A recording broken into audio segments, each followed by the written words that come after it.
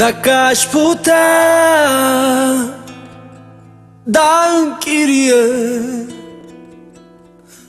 dragostea mea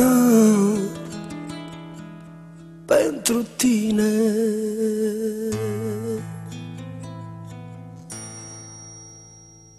Sunt mai sărac decât pustiul unde nu plouă niciodată, dar eu știu că ploaia vine.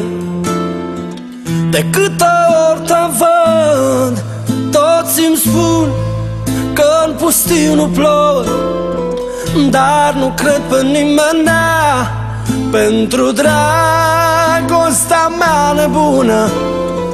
Și în pustiu va ploua, iubito,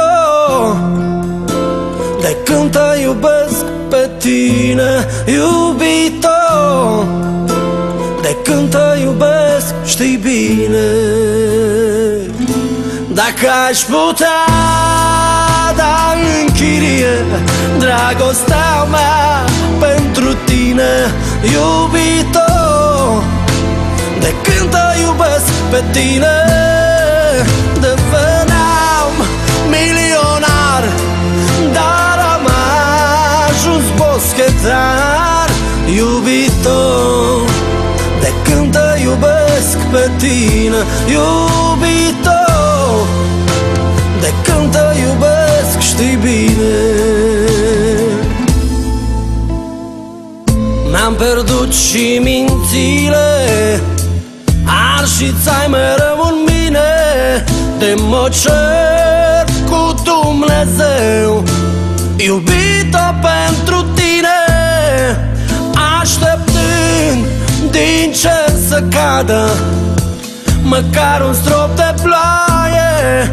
Ca un cerșător eu stau în pustiu, nu în stradă, iubito, de când te iubesc pe tine, iubito, de când te iubesc știi bine. Dacă aș putea da în chirie dragostea mea pentru tine, iubito, de când te iubesc pe tine, deveneam milionar, dar am ajuns boschetar, iubito, de când te iubesc pe tine, iubito, de când te iubesc știi bine. E doar vina mea,